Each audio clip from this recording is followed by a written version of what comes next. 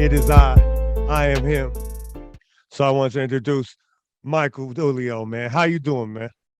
Good, Dante. Nice to be here. Thanks. That's what's up, man. What you been up to lately? It's been, I don't know. We used to talk often. When I was playing, we'd have those hour conversations where I'd be in the parking lot at work.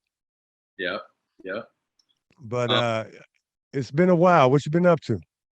well, it's kind of good, kind of interesting timing on the question in the interview. It's like, to be honest with you, I think I've been recovering from how much work was in the IBL, and we had a family get together with all my kids in California, and we just had a great time. And it was kind of one of the first moments I felt completely caught up with everybody.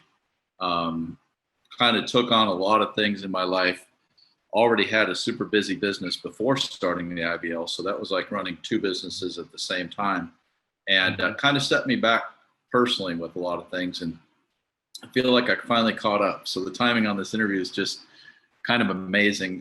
My family's really in a good spot. All the kids are really well adjusted and really happy. And just I spent a lot of time with the kids the last 5 or 6 years because during the IBL, I was really quite busy. Okay, I believe it. I believe it. I believe it. So, what year did it actually start? I don't know. I don't know if I was playing the inaugural year. I might have been. You were. But I thought for some reason I thought there, but the year before I played, I thought you guys had did something like a tournament or something, but I don't know for sure. Well, we did. We had one of the Seattle legends in basketball was Randy Redwine. A Mhm. lot of your listeners know who he is. He's a legendary man that just sort of found open gyms and had people play, and he got guys to compete. And he got a lot of guys that didn't go anywhere to get a chance to play at a super high level, even if it was just his open gyms. But often he'd build tournament teams and take them to Montana or different places. And sometimes he'd play against colleges, or he was just sort of a legend, a living legend. And somehow we Mhm. um, caught up with him. I don't know how we did it, but Terrence and I found out who he was, his name. Perhaps it was through Steve Reed or one of our friends, and we reached Uh, out to him. Hey, what do you think about running a pro game and to see how it goes? And we put it out at Benson High School in Portland, and we brought in two teams from Seattle that were kind of at a pro level, and we got the best players from the Portland area, and we played a doubleheader. The first game was like 130 to 142, and the second game was 161 to 158. The second game had a lot of star players in it from both sides, and we had about 600 fans. We had a DJ, and it was just a great time. And we experimented mhm. with two new rules that we'd thought about, which were to take away the timeouts. So um, by taking out a timeout, you can't stop the team that's on a run with the timeout.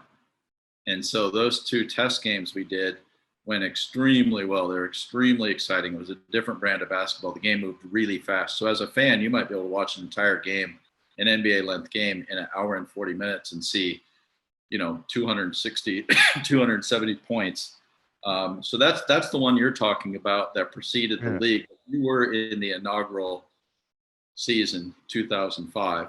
Okay. I Okay. remember specifically because your team came in and kind of ruined our home opener against Vancouver Volcanoes. You guys won something like 161 to 125 or something and really put it on us. Um, Yeah, yeah. I remember that. That was the first game. yeah, yeah. Yeah, I remember that. Yeah, that was yeah, we had our team was pretty stacked that first year. It was lively. Some You young guys had legs out there. you guys had great coaching and great administration and you had great everything. You guys were run really well, and it just showed when you came down there. So Yeah, we don't got to get all into all that.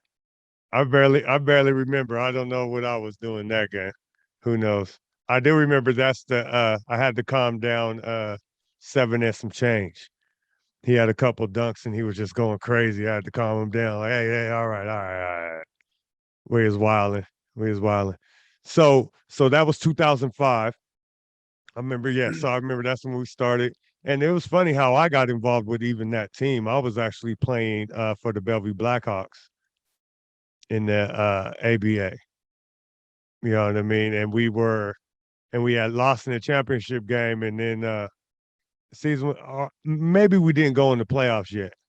But I heard there was a tryout, but it was at Mount Tahoma. So I went over there and I walked in the gym, seeing all my partners playing, warming up, and I was like, "Wait, hold up." So I had to hop in, try to run with my guys a little bit. So that's how I got involved right there, just playing with I seen familiar faces, and it just sometimes playing with your buddies or dudes you know was a little more fun. So yeah, that's how I got into there. That's when I met I call him we call him Young Buckets. He's out of New Mexico. He has a brother. Oh my goodness, why my man's name leaving me right now? Twin, one of the twins was playing. Lamar. Yep. And the other twin Yeah, was playing for a team in San Jose in the same league, the IBL. Yep. yeah, yeah. So how many teams? How many teams did the first inaugural season? How many teams were in there? I believe it was 17. It's kind of spread out: Michigan, Ohio, um, the West Coast, kind of a little bit of everywhere, but 17 teams played. Okay. So you went from it went from 2005 until when did you stop running the league? 2011, 6 years, and Hmm. it ended with Vancouver Volcanoes beating the Edmonton team. Very big game, lots of great players, really amazing. Vancouver won the title, and then at that point, we transferred the league to another guy who ran it, Brian Hunter, for a couple of years.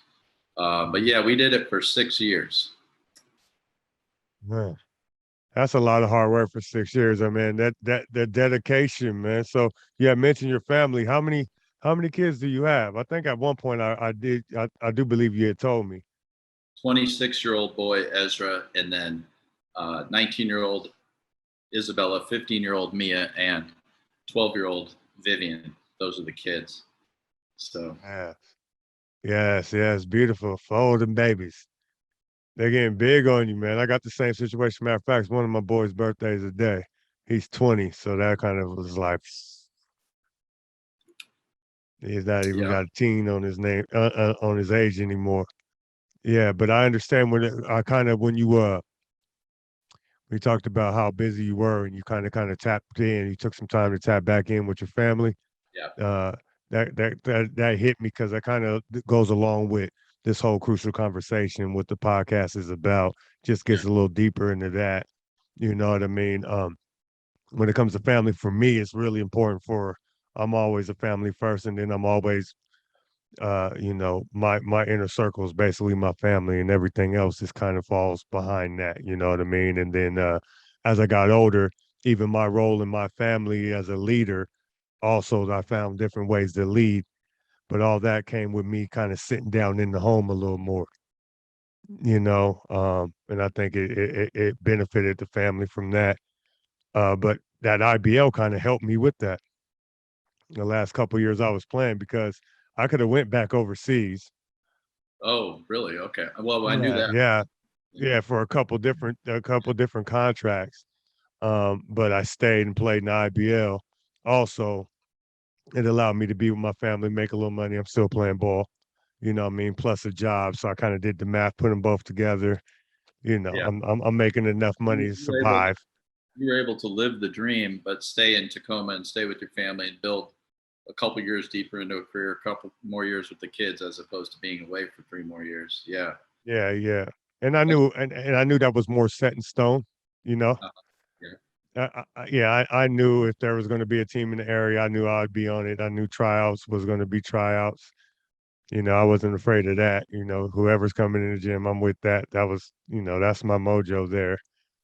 I was always willing to compete for that. So it just gave me the opportunity. So you having that league was like one of the things that kind of allowed me to kind of tool back and instead of wrapping up some more, man, because I was a man on the mission. I mean, even when I was in IBL, I was still on the mission. That'd be nice where I just like, you know what, tonight there's not going to be, I'm just going all out. You know what I mean? Then they'll be nice. I'd literally just chill, pass the ball, but then there was nights where I would turn it on just because. But I think that IBL kind of it allowed me to settle down. You know what I mean? So I think that's why it holds something special to me. A lot of people think it holds something special to me because of the scoring title, but it wasn't even that. I didn't even shoot enough going for a scoring title. I could have scored more, but I wasn't shooting like that. I always had other scorers on my team. It was a consecutive years in a row of consistent 20 games. That's all it was. Yeah. Yeah. Well, that's good to hear that that affected you in a good way for the family. There are a lot of people that met their partner through the IBL, and Terrence Mhm. Dickens, his wife, he met through the IBL tryouts, and part of being in the IBL, he met. Now he's got a big family. I was just over there, backyard barbecue basketball day just a couple Yeah. of days ago. But So you guys still hanging out?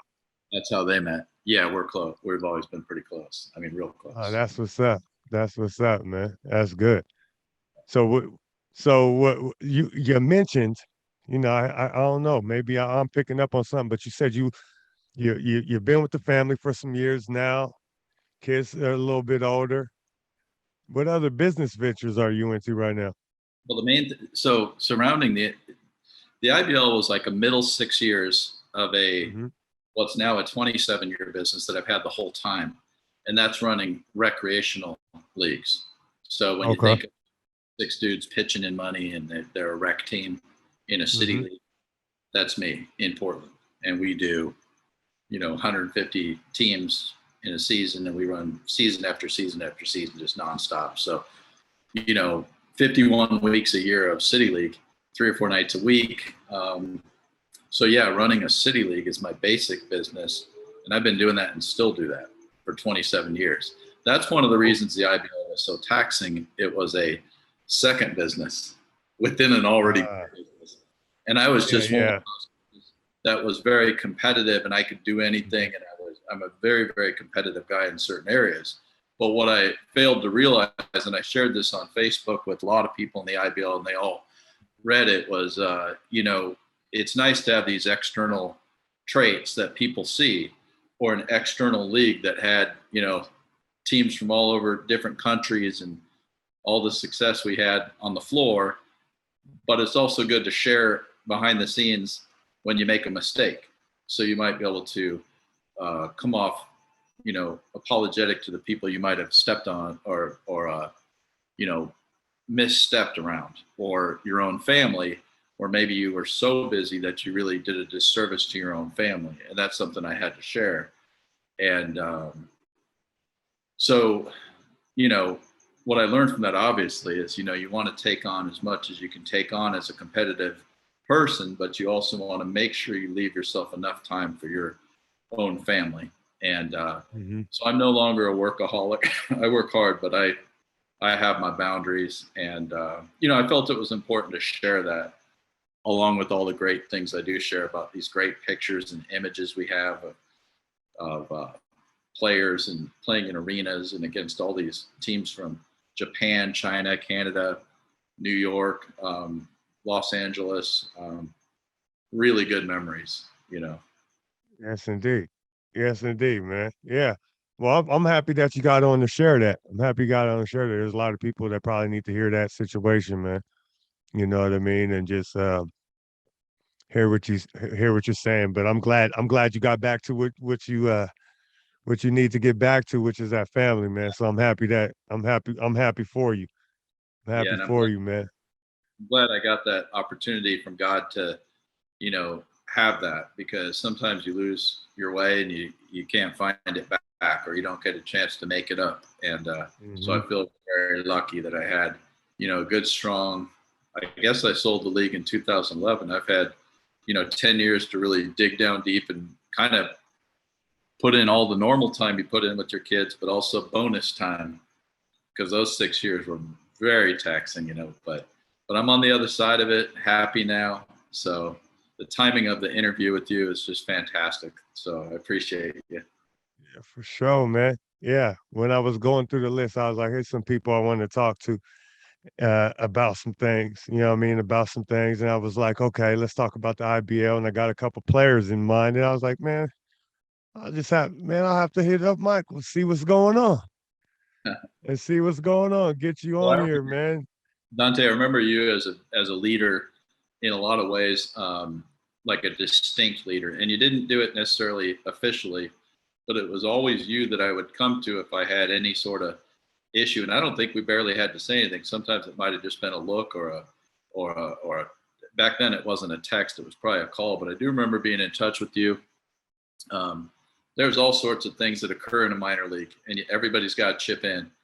I mean, there's even, you had that team that was really kind of wild, but really good for the league. I mean, you guys were entertaining and fast and furious and, but the league didn't have all the right, things to make it all professional enough to handle, a team like that. So you guys had to rally amongst yourself to create your own leaders. Consistently, it was you, just kind of keeping the troops together, keeping everybody happy, keeping things in perspective when a team would run out of, not necessarily run out of money, but run out of the ability to pay well enough, that you gather the guys and let them know you can leave or stay, and here's what we're playing for. And you kind of rode those 7 years as they came and just made sure that the ship kind of stayed steady and everybody got the best they could out of it. Down in Vancouver, we had another leader that was similar to you, Kevin Bloodsaw, Pip. Mm-hmm. And he also, I don't think I ever met with Pip, but it was one of those things where he knew the dynamics, he knew the finances, he could sense the things he sensed, and he put himself in the right positions to lead, whether it was through enthusiasm on the court or whether, there's situations like, as an example, it could be leadership in a locker, it could be leadership on an off day, it could be leadership recruiting another player, it could be leadership keeping a team together. But minor leagues don't stay together without individual humans chipping in. It could even be play.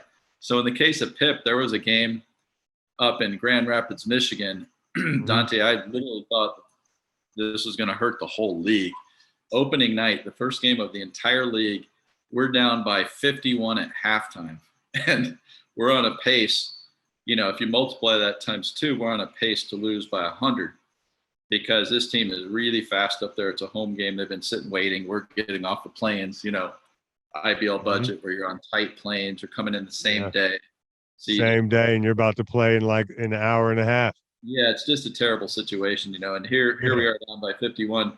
But we're truly, I'm looking at the players, and it's gonna go to 105 or something, and that sort of score would just kill the league because league validity is important. And Pip came in there and single-handedly just kept that thing respectable, just steal after steal and point after point. And I don't know if he'd admit this, but I feel like he did it for the team, for the league, for other people, not just himself. I didn't get the sense that it was selfish at all, but the way he scrapped and played, and it's like he gave us a decent score so we could move on with our life. Because you don't want to see it. You don't want to see something like that. Yeah, definitely. So Pitt played with some passion. He had a little something extra to the reason why he played the game. You could tell by the way he played. He was a competitor, man. Like guys like you and him, and then other guys in different areas. Jared Bledsoe in Michigan, and these guys would play all out. They were ballers. They were ballers first. They weren't administrative. They weren't reaching out to me administratively or anything. But I just knew what I knew, and I knew there was guys out there that were carrying the league through hard times, through hard moments. And I'm sure you've been on road trips where you barely even know if the team wants to go. But the morning of when you're supposed to show up at the freeway entrance, you gotta see who's pulling up, man. You're looking at the cars. It's 6:00 in the morning. It's cold. We like, man, who's going? Are we going to California? How deep are we going? You gotta talk to guys. Some guys pull up just to say they can't go. You know what I mean? You never know. You never know, man. Yeah, and I know there's a time or two where if you weren't in that group going, things might have fallen apart. If you weren't on that group going, and you'd already made some money overseas, you'd already played Division I basketball at Drake, you've already, you've done enough where you personally didn't need to go to Chico, California. Yeah. But you did. Yes, indeed. And it worked out. And it mostly worked out for other people, not yourself. That didn't benefit you going to Chico, but it kept your team together, it kept the guys together, kept the league together. Lots of moments like that behind the scenes. What's interesting about the IBL experience is we succeeded at all of them. I think we might have failed at maybe 1 out of 100 of those behind the scenes moments, meaning they weren't moments because they worked. Yeah, But there was it about worked out. there was about 100. Yeah, I know I know about a lot of them that I was in myself, where it was all bad and somehow miraculously it came through. Yeah, I can think of a few of them because Exactly. we did, like you were saying, some of those Tacoma teams. It was a mixture of guys, but the attitude and it wasn't even the swagger. It was like a prove yourself type of thing. It was a go all out type of thing. What I called it was organized chaos. And so it would look all wild and guys flying around, but it was organized when we were on the court. But everybody played like that. Some guys did left it on the court. Some guys, when they got off the court, they was the same exact way. I happened to be totally opposite. Once I got off the court, I was pretty quiet and calm. You know, it was just on the court. I just played. I played with a little bit of passion. Yeah. But that's Yeah, the and only way I knew how to play. we had a lot of people from the league. You had people from Tacoma move on to coaching from the team as players. Michael Claxton and well, you know the names. A couple of your guys Yeah. over at Life Christian up there in Seattle and Tacoma area. And you know, we have the same thing down here where a lot of these players down here are now head coaches of varsity teams, sneaking into college, you know, that sort of thing. Hmm. That's been really that's been really neat to see. So That is true because there's yeah, because we went down the list of that the first year team and almost 100% of the guys were still involved with basketball. And then yeah, we looked and was like, from those teams, we looked at all the high schools in Tacoma and all but like two of the coaches that were varsity coaches or JV coaches, they were all played for the Thunder at some point, all of them. wow, It was yeah, yeah, yeah. So that whole group is now the coaches right now, which is a beautiful thing, man. So it kind of, I get to sit on the back burner. I get calls every now and then. I'm at Mount Tahoma coaching the JV and then assistant with the varsity. So I'm having a good time with that. But my guys still call me and you know, I do what I do. A little lecture here and there. My the Tayisms, a little yeah. yelling, a little screaming, a little tap on the butt or a pat on the back. You know what I mean? So, but we out there, they're out there. It's a proud feeling just because I know how passionate guys were that were on that team. And that's the way we were winning, and that's the way I liked playing. That's the way it was hard for me to go play anywhere else. I was having so much fun playing with those guys. Um, the pace we were going at, what the shot clock was, what, 22, It 20? was 22, but the thing is, I think that looking back, it was really the absence of timeouts Yes, because you couldn't stop a run. Once you got going, you don't have a timeout, and it would just be. And then the side out of bounds, you could just once you got there, boom, boom, tap the refs, and the rest would tap the ball back to you too. Like when I got up the net, if I tapped it to them, they'll tap it right back, and I'm throwing it. yeah, and Yeah, we well, was going.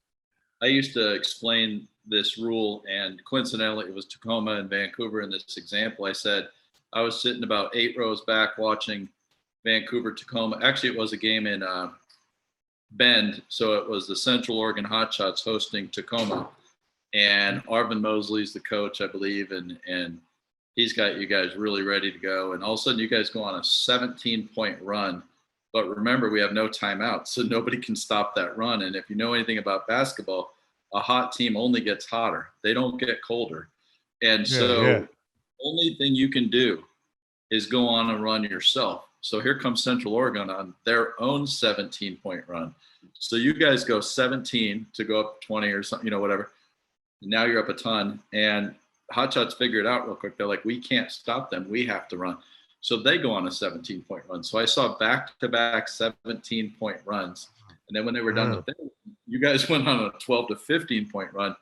And it was a like 40 points in a matter of 6 or 7 minutes because you couldn't stop it, because offense always can find that little gear to continue scoring. But when you're running that fast, the offense has the advantage, and the Yeah. defense doesn't without being able to call a timeout. And so that was a really interesting rule. And if the NBA put it into play, where you couldn't stop with timeouts, their scoring would be up about 15 points a game as well. It'd be interesting to see. Oh yeah, yeah. But their scoring's Yeah. actually high right now, so they may not need it. We we we we used to but we used to train to get the ball out fast, and those runs we were trying to score. If you gave us open look, whoever had to look shot it. It was like once we came down court, you got the first open look, we got it, and we just had quick reads, especially when Mosley was the coach. Yeah, We had a lot of quick reads, and so it would look kind of a little wild, but we knew exactly where we were going. I was getting the ball at the same spot most of the time. really. I knew everywhere. I knew where I was getting the ball. I'm either getting at top of the key where I can go one on one, or I'm gonna get it on the baseline. I'm good right there. Other than that, I'm just rebounding.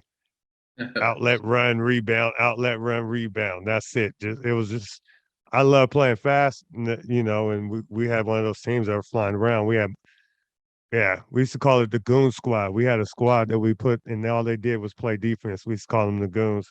We sub them all in. They'd be mad because they didn't play. They come in and just you couldn't score on them guys. Well, the You league couldn't scoring score. was 136 points a game, and it was not only that a lot of points, but it was in an hour and 45 minutes. So it was a lot of action, quick. I saw so many games that were so exciting, and one of the thoughts would be, well, that's must be bad defense, but it's not really the case. The issue is when you pull timeouts out of the game, it just creates a slight advantage for the offense. So both teams are going all out the whole time. I mean, you got young 22-year-old guys out there trying to advance their Yeah. career. Nobody's trying to not play D because coaches can see that. And your playing time is going to be based on your efforts. It's not going to be based on scoring because everybody can score. So it was a lot of fun. Those games were something else. And in the Midwest, you had these crowds of anywhere from 3,300 to, well, obviously a low crowd would be 100 people, but some really big crowds out there, and they loved it. And the inaugural championship game was Dayton, Ohio, playing against Battle Creek, Michigan, and that was also a great 125 point type game. The interesting thing about that game, Dante, not that we're talking about that game, but Dayton was, in my opinion, about 20 points better than undefeated Battle Creek. I think both came in there undefeated or maybe zero. Yeah, both were maybe one loss, but they were the best two teams. But what Battle Creek did that was really interesting is they had a coach that would make the games closer every time when they were up. So they'd be up 15 points and he'd do this crazy subbing. What did you call it? The goon squad. He would do this weird subbing, and all of a sudden the game would be close. Mm-hmm. And it was the weirdest thing. You see him taking a 15-point game instead of taking that 15-point loss. He'd cut that thing on purpose to like 3 or 4 points, and then he'd bring in his starters to close the game out and win. Right? And you're thinking, I mean, I saw him do this all season long. It was the craziest thing. And sure enough, he gets in a close game with Dayton. We're talking a 2-point game all the way through. And guess which team knew exactly how to close that game out? It was unbelievable. It's like they'd rehearsed how to finish a close game 19 times. So they get the championship because they were not the better team. But Dayton, on the other hand, they were winning every one of their games by 9 points to 30 points, so they never experienced one close game the whole season. So there's all these little stories that are interesting. Yeah, they got put at a slight disadvantage. They weren't prepared. They weren't prepared for a close game because they just were that good. They were unbelievable. So as far as the league, is there anything differently you would have did with the league? when we're talking about that? Is there any new anything you would have changed up? I don't know. I mean, the real issue, I think, in terms of the business side of it, was that in 2004, HD TV came out, and Mhm. not only HD TV, but TVs themselves became exponentially cheaper. It used to be $2,200 to get a big TV in 2003. 2004, during that era, they were starting to be $600 for these gigantic TVs. And then all of a sudden you got HD coming in. So now the sports goes from average to unbelievably beautiful. And this happened right before the IBL started. And I should have known that that was going to really hurt attendance at live sporting events. And it did across the board. It's to this day, it's Oh, a in fact, today on Facebook, AC Coleman in Portland, a former radio sports guy, was bringing up this attendance issue at the Oregon Ducks football game, and he said, why are there 15,000 seats still available or whatever? And that wouldn't be the case for an opener and a beautiful weekend like last weekend. And it comes down to that too. It's the same answer, which is you got HD, high definition television. And shoot, now you can get TVs that are 7 or 8 feet wide or whatever, and for $800. So it's really hard to want to leave your house when you're watching a game that looks that beautiful on TV. And I remember when it happened. I remember it being very distinct. It was overnight. It occurred during baseball season, so you'd be watching a baseball game that looked like you were on the field. And mhm. so, from a business standpoint, I'd say maybe look back and say, attendance is going to be a challenge, and either don't do it at all or just let people know up front it's going to be a little bit of a challenge getting people to the games. Make sure you're doing this for the love of the game, the love of basketball, and for the most part that's what people were doing. But I think I would have liked to go back in time and address that.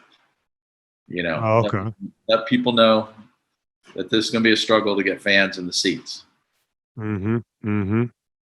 Yeah, because I did think of that aspect about the whole TV situation, man. But yeah, it makes total sense though. It Well, and there makes was a sense. league, and you remember the league called the Continental Basketball Association, the Yeah. CBA, and they had attendance of, listed attendance of 2 to 3 thousand, maybe 4,000, for years and years and years. And right before we started the IBL, their attendance started to drop, due to some reasons. And then the year before we started the IBL, their attendance dropped significantly. And again, it's sort of related to what we saw in a lot of live sports. I mean, even like a high school game, like I went to a Benson high school game a couple years, about 2008, 2009, and it was like 75 people in the stands for a varsity game, but that same high school might have used to bring in 1,100, 11 or Yeah. 1,200. So Yeah. it's just it's just kind of the way it is these days. Boom. All right. So you mentioned that title game that you watched when it was Battle Creek Dayton? Yeah, it was a fascinating.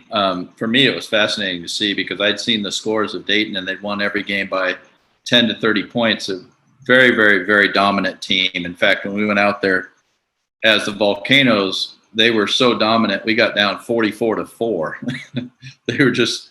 It was unbelievable how talented they were. They got the best players from the whole state to come in and play, and if not a couple states, and they were just a dominant team. But what's interesting is their rival, the other team. These were two powerhouses colliding for a championship. So they get in the championship, and this rival, Battle Creek, had won all of their games as well. I think this was 2 undefeateds going for the championship. But the difference is Battle Creek's coach would tighten up the game on purpose. He would take a 20-point game or a 15-point game, and he would do all these creative subbing or start running through sets that were hard for the players to run through. Maybe he was using that time to let his players develop some sets they needed or get the subs playing time or whatever he was doing. He tightened that game up, and all of a sudden the Battle Creek coach would take that what appeared to be 18-point win and it'd be a 3-point lead, maybe even tie game with a minute to go. And then he'd put his starters in, and they would close that thing out and win. And, win by 2, 3, 4, 5, 6 points. And I kept thinking they could have won that by 18, but it turns out he had a strategy. And the guy, I don't think he's ever gotten credit for this, but come the championship game, they're playing Dayton. And Dayton's the better team, but it's a 5-point game with 3 minutes to go, and all of a sudden one team knew exactly what to do in every pressure situation. It's like they'd practiced it for 20 games. Meanwhile, the other team, just finished games out and won them outright, so they never experienced any close or nervous moment. It was kind of interesting. It reminds me of like when the Phoenix Suns or the NBA used to run through that regular season. You remember how they'd have those seasons where they'd win 65 games and blow everybody out, but they never really worked on things that would translate to the NBA finals, like a close game, where the defense is truly going all out, which that doesn't happen in the regular season. So the Phoenix Suns, when they got to the NBA finals, they didn't have that extra thing. They didn't have that half court offense or the understanding of how to get through a really, really, really, really tough defense. But that's what that reminded me of. It was interesting. Yeah. I remember those. I remember those guys running through. I wanted to play one of them guys so bad. Never got the opportunity. But we played some pretty good teams. We ran into Portland had some good teams for a couple of years too. Yeah, I mean the West Coast was equal in skill. The East won a few more titles, but it's because we kept hosting the single game championships out of the East because their attendance was so good. But it was such an advantage, 3,300 people screaming and yelling. Portland Chinooks went out there. They led by 17 in the third quarter and 15 going into the fourth quarter. And they still led by 13 midway through the fourth, but 3,300 fans are screaming at the top of their lung, going crazy. And, it really favored the home team, and they closed it out. Court advantage. Yeah. So, but Portland and the West Coast teams were all equally competitive. It was really, really good basketball. Yeah, I remember after I had got done playing, I wasn't really playing much anymore, and then I came back and I went to. It wasn't the IBL anymore. It was another league. There's been like 7 of them since, but anyway, there was I went to a game and it just didn't seem like it was the same, even like competitiveness. Like the guys weren't really playing like, the guys weren't in shape. They weren't playing hard. It looked like, a rec game. It wasn't really competitive. Guys weren't taking it really serious. So it felt like to me, like the whole semi-pro game in our area kind of got watered down. You know what I mean? And then it even got to the point where there were so many teams just in one area over here that you don't even, all the talent can't be on one team. There's too many teams. So that waters it down. Then you're playing against the same people. In reality, there probably should only be 1 or 2 teams up this way, and then we'd have 2 competitive teams or whatnot. But, they don't do that. So there's a bunch of teams, and there's a bunch of guys playing semi-pro, and I see them walking around, and I kind of just look at them like, I don't – I don't know. I just don't – it doesn't feel the same. It's not the same pride, you know what I mean? It's not the same pride. It's definitely not the same talent level because the 22-year-olds playing. I mean, these guys is playing. They're 30-something, and they're just now getting into semi-pro basketball, which is good. If you got love for the game, do what you do. Not knocking it, but at that time, guys were fresh 22. I mean, these guys were coming straight out of college, coming straight into IBL. It was wild. Yeah, a lot of great D1 guys too. A bunch of D1 guys. Oh yeah. Well, a lot of great owners. I mean, you had guys that were either great at building culture, like David Massey. Yeah. Or you had wealthy owners like what you saw in Vancouver or not my Vancouver, but the second round of Vancouver, Yeah. and Portland Chinooks with Terry Emmert, and the Midwest. Most of the Midwest owners were pretty well funded, and that matters, So either you do it with money or you do it with amazing culture. And we had people commit. We had a lot of teams really, really well organized on those fronts. And that, you know what? Now that you even say it like that, maybe that's exactly what I'm seeing the difference is. It's the culture and then the money. You know what I mean? The difference in the teams that are out now that I'm seeing, and there's not I think that's got to be it right there. Because they're either playing for something or you're getting or you guys, it's a business and it's being ran well, so you're showing up because it's your job and you're getting paid well for it. But we didn't. I always thought, we only had maybe one team that didn't have either of those characteristics. Either a great culture that was just highly enthusiastic and competitive, or wealthy, and wealth drives that as well. So it was really neat. You could go through 17 owners and say, 12 or, I guess you could call millionaires or whatever the term would be. And, 6 are not, but the 6 that aren't are extremely good at this, extremely good at building teams. And what a fantastic mix. Kind of, you could almost say like a once in a lifetime thing, because all the minor leagues that came after, they didn't have that mix. And you really need that. You do need wealthy owners, because that brings in your Division I stars. There was 25 NBA players, 25 that played in the IBL, and they didn't play for free. So somebody funded that. Yeah. Someone came out the pocket. Somebody said, hey, here's $1,000 to come play a game or two. Here's, there was one team that had six NBA guys the whole season. So that wasn't free. So we had a really good mix, and that's important to have that mix for the league to put on a good product. Yeah, definitely. Yeah, I always figured, that it was so fun. I was like, hopefully the guys, you know what I mean, that are playing right now are getting some, maybe there's a guy or two in there that's getting some that type of thrill out of still playing. You know what I mean? Yeah. You know what I'm saying? So hopefully there's some guys out there getting it in.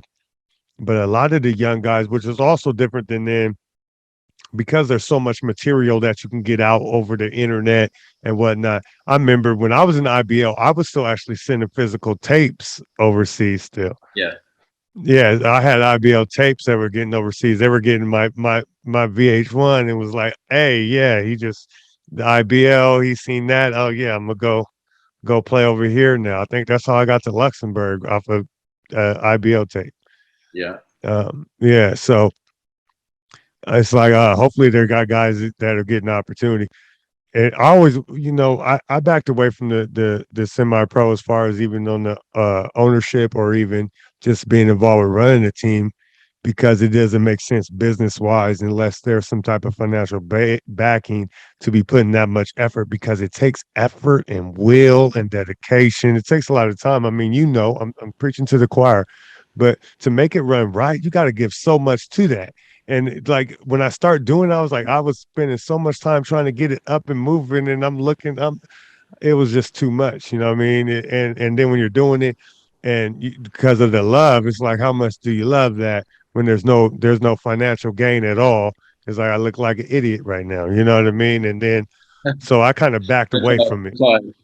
That's how I started off our conversation, was explaining that, behind the scenes, what it was really like, because I think it's important people share the weaknesses, that people share errors, people share shortcomings, because, we all can learn from it, like I know that in the NBA, I'm not an NBA caliber person, but in the NBA, when they have that mental health awareness, and a couple of NBA players stepped up and shared their, mental health challenges or depression challenges and stuff, that was really good for a lot of people to hear, because they realize they're not alone, so externally the IBL was highly successful. 102 1 year alone, 102 players went from our league to overseas just after 1 year. 25 NBA players played. We played in arenas, and it was just a blast.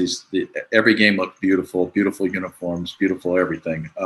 Oh yeah. And the memories today, they're real. They're all real, solid relationships we all have all over the place, and they're wonderful relationships. Like 100 dudes I'd go fishing with and feel at home with. So all that's real, but it's important that behind the scenes, it's like we share, things that were tough as well. Yeah. But but yeah, it's if you run a minor league basketball team, you better love basketball and you better have the time for it, because it just takes a lot of time to put on that level product.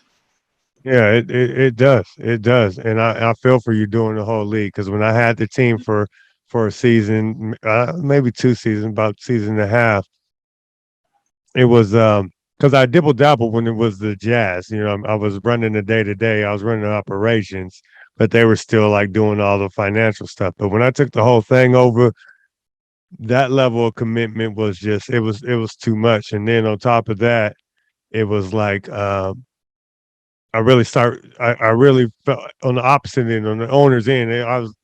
The players didn't seem like they appreciated it as much. You know what I mean? They're kind of just like, yeah, it's whatever. That type of, when it was like it meant so much to me that I was trying to keep it around, and to realize that it's not even for me.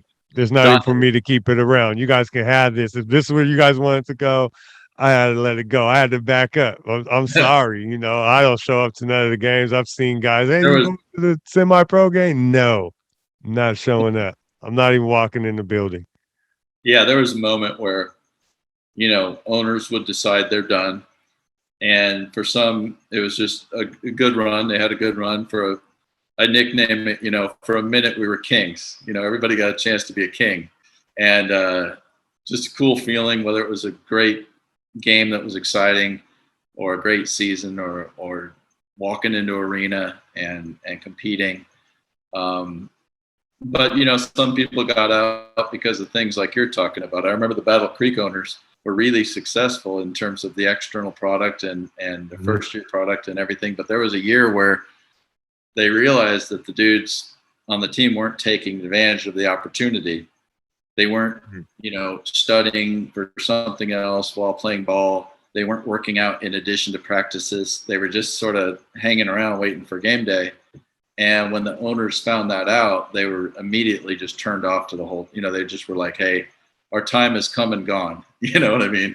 Yeah. And I remember even in my case, I remember, experiencing a little bit of that at the very, very end with one of my teams where we had a practice at, say 4:00 or whatever. And it was announced 2 weeks in advance. It was the opening practice. And, nobody had their shoes tied except two guys by 4:00. They were still tying them, and I'm thinking to myself, boy, the whole reason we're doing this is, for the love of the game and everything, but for the players' sake, it's a chance to advance them into a better career and overseas. And if they're not going to take advantage of it, I sure as heck don't want to do this.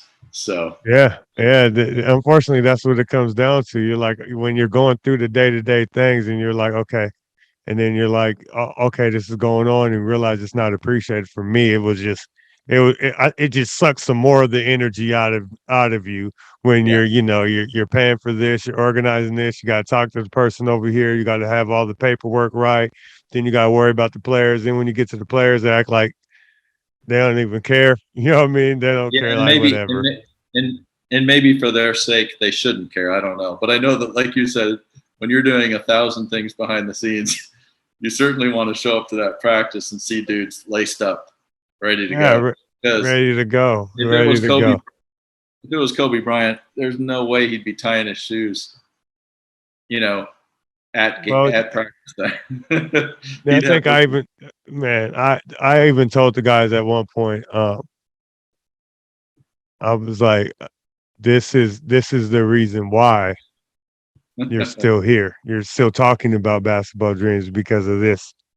The way you move when you walk in this gym, the way you carry yourself is because of this.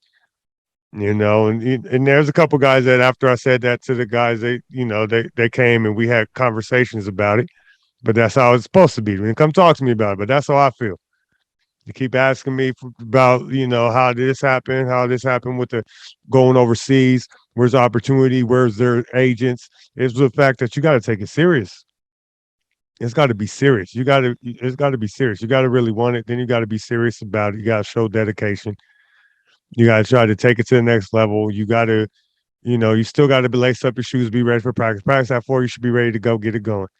I used to come fresh off of, I'd have paint on my face and paint on my hands, lace up my shoes and get to work, just because I love the game, but it was a part of, it was just a respect. If we're all teammates and we in it together, then let's go. And I mean, fortunate enough for me that when I was on the Tacoma teams, there were some guys that was just real good friends. We ended up being real good friends, partners, and went out there and had a great time doing it. But I know a lot of the other teams that were the same way, man. They Yeah. enjoyed playing, and all those guys. But and those guys end up. I see them guys as coaches and still involved with basketball, and that just lets you know that's the reason why it was so thick. Is because there was guys that were playing when we were playing in 2005 to 2011. Those guys were out there playing with passion because they were in love with the game, and that love's not left.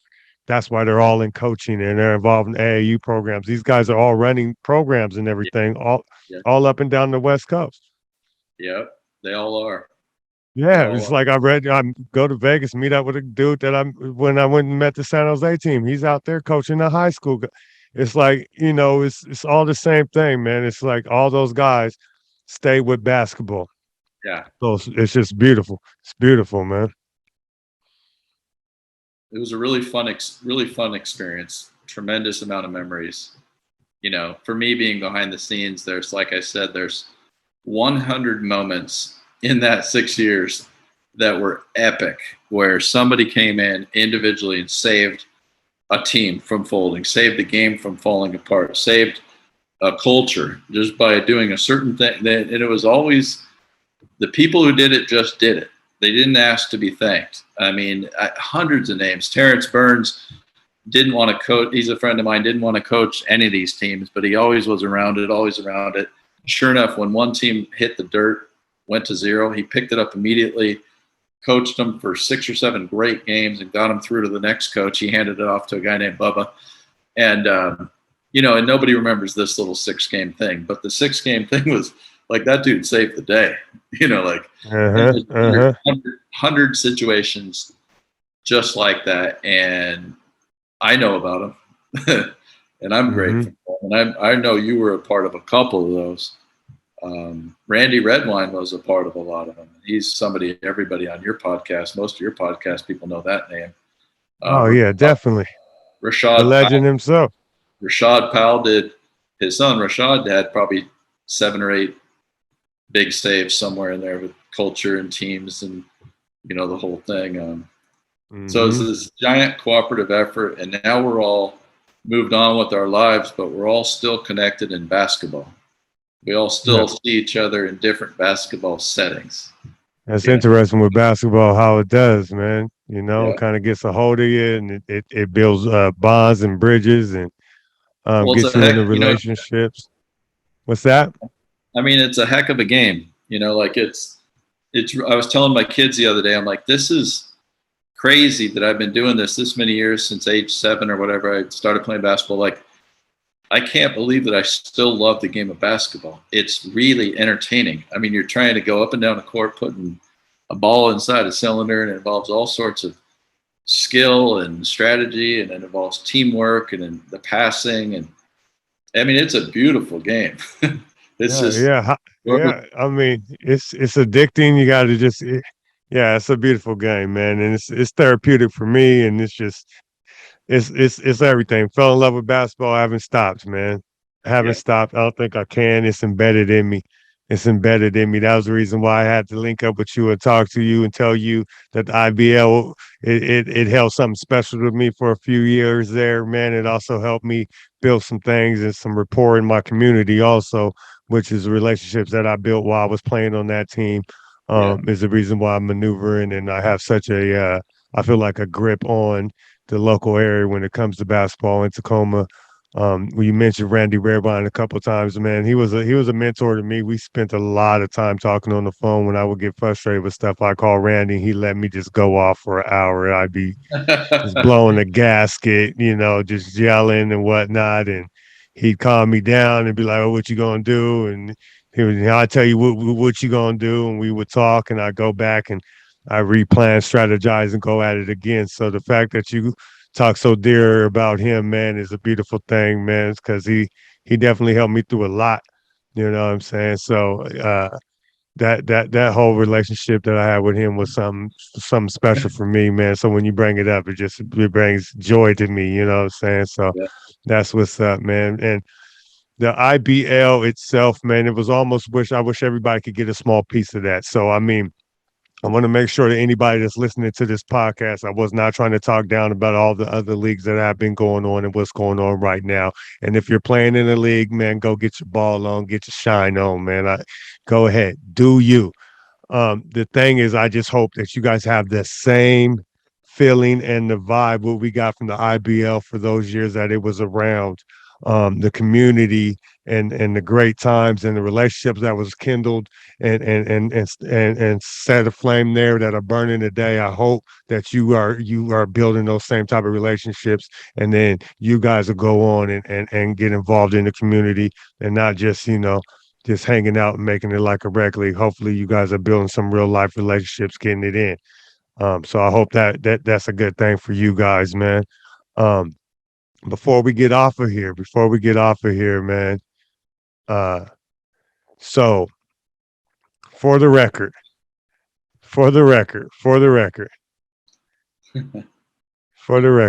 What do we got? dude, you did you had you how many teams did you end up? Did you have to take over extra teams at all in the league, or you Yeah, just only had Vancouver?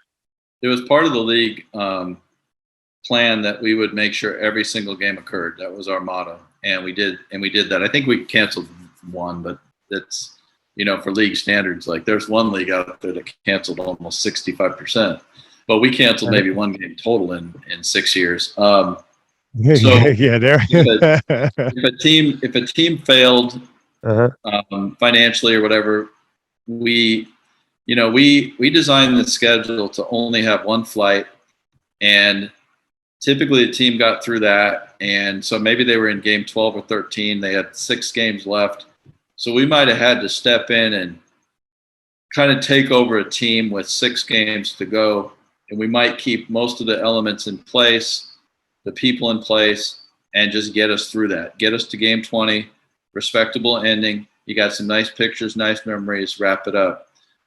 So we didn't let Okay. teams fail.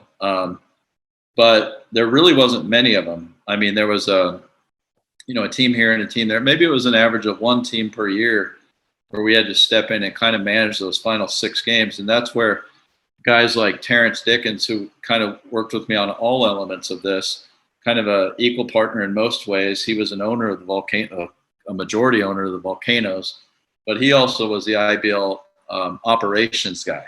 And he Mm-hmm. was your meat and potatoes guy, where he'd come in and save those teams. Like he would literally fly down, once a year, he'd fly down to wherever it was, even if it was Michigan, Ohio, California. It was always one per year. And we'd fly him down there and he'd finish that season out. And he even had to leave his position Wow. as a head coach of his own team one year to go do that, and Wow. Yeah, I didn't know he was doing all that. Yeah. replace himself. Well, he's a guy that, if somebody had a really, really complex operation that required tremendous amount of human to human skill, Terrence Dickens would be the guy I'd recommend for pretty Mm-hmm. much anything. He's just highly skilled at getting people through tough situations and Mm-hmm. getting everybody to the other side and landing that little plane or ship or whatever, landing it softly and getting out. And that's what he did. He barely even noticed he was doing all that, but he was behind the scenes, the operations guy that made a lot of things run. Oh yeah. Yeah. Really skilled. I seen him. I always seen him. He was always everywhere. I know that. Yeah. He was active. He was definitely active, man. So, yeah, that's what's up, man. Well, shoot, mate. Is there anything that you want to touch on before we get off of this here podcast, sir? No, but like I said, I follow you on Facebook, like I do a lot of people from Uh-huh. the IBL. In your case, I get all your feeds, and it's really nice to see how strong of a family man you are, how committed you are to your children, to your wife, to your community. I mean, I see it every day. I see how hard you work. Sometimes you'll take a picture of some project you just finished painting at 8:39 p.m. on your way home to all the kids that need you, and then coaching, and then and you're really dumping a lot into the family. And people like you have inspired me along the way. People like Terrence and you, and a lot of the people I'm around, I notice how good they are with their family. And it's one of the reasons I pulled out and started going all out with my own. Kind of a late start, but thank God I've gotten the chance to really catch up with things like that. But I've been inspired by your hard work in life and how you handle your family and your friends and how dedicated you are to your family and friends. So, Man, thank you. I appreciate that, man. For yeah, real. that's real. For real. I Yeah. appreciate that, man. Appreciate that. That's what the crucial conversation is about, man. Yeah. It's about tapping in. We can touch a little bit about basketball because that's what we share together, and then we get into some things like that, man. Yeah. Well, it was a pleasure having you on the show, man.